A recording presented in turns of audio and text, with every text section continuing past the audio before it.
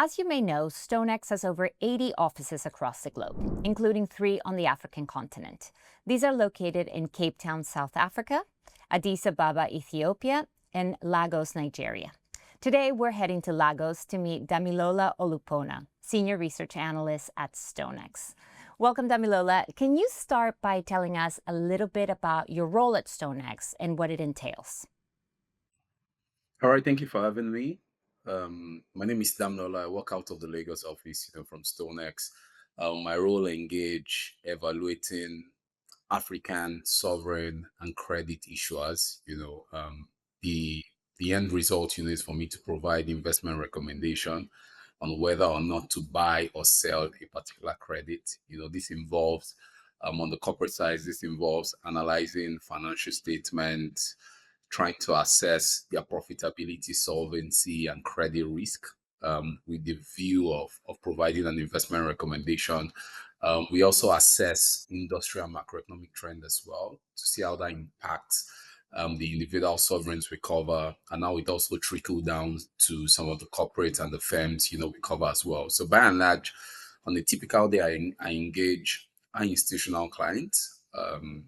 I try to help them, in their portfolio construction, especially around, providing investor recommendations on which particular credit, to cherry pick, in the African fixed income space, and to also ensure that they have good experience with trading with us in StoneX. I see. Now, in your team's latest report, you focused on 3 countries. So let's begin with Ghana. The country is emerging from a recent debt crisis and just announced plans to raise 3 billion cedis. So that's roughly $290 million through medium-term notes. Is this a welcome development? Yeah, it is. It's a welcome development, particularly given the macroeconomic challenge Ghana has faced over the past few years.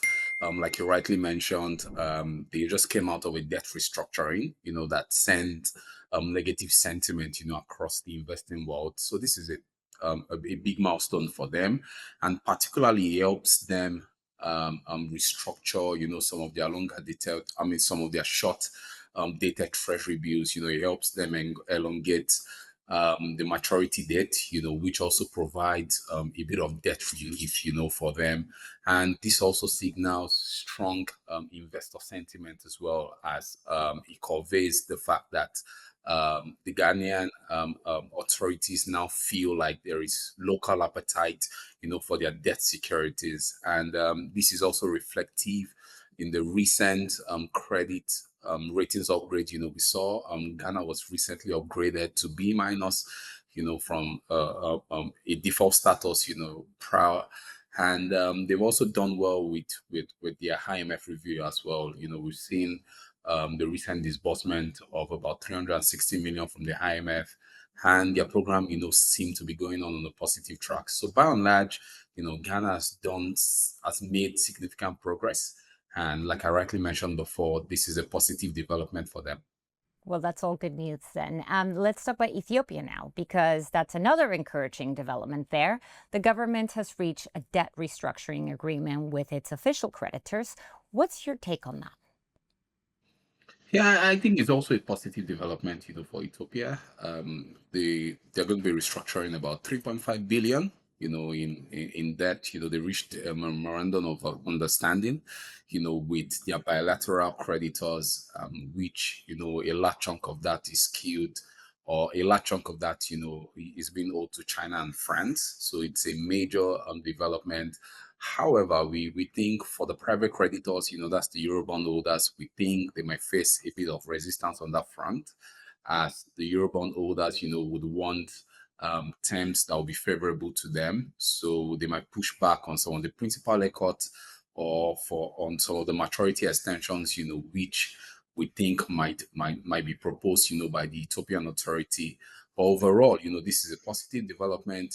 They've made significant progress, with the IMF deal, and they are also expecting some form of funding, from the World Bank as well. I think this funding will help provide a respite for government finances, and would also help the country, achieve their sustainability, over the near to medium term. So it's a positive development. Okay, I see. And last but not least, Gabon, where the outlook isn't as bright. Now, the country's public finances are facing mounting pressure. Is Gabon at risk of default? I wouldn't say Gabon is at risk of default because they don't have any near-term maturity. They have about 4 to 5 years, to get their fiscal consolidation effort back on track, which is enough time.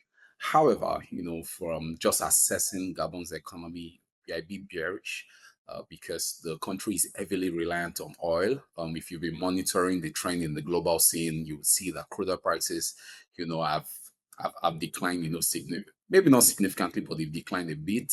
And we think that will pose some form of challenge, to Gabon, fiscal revenues.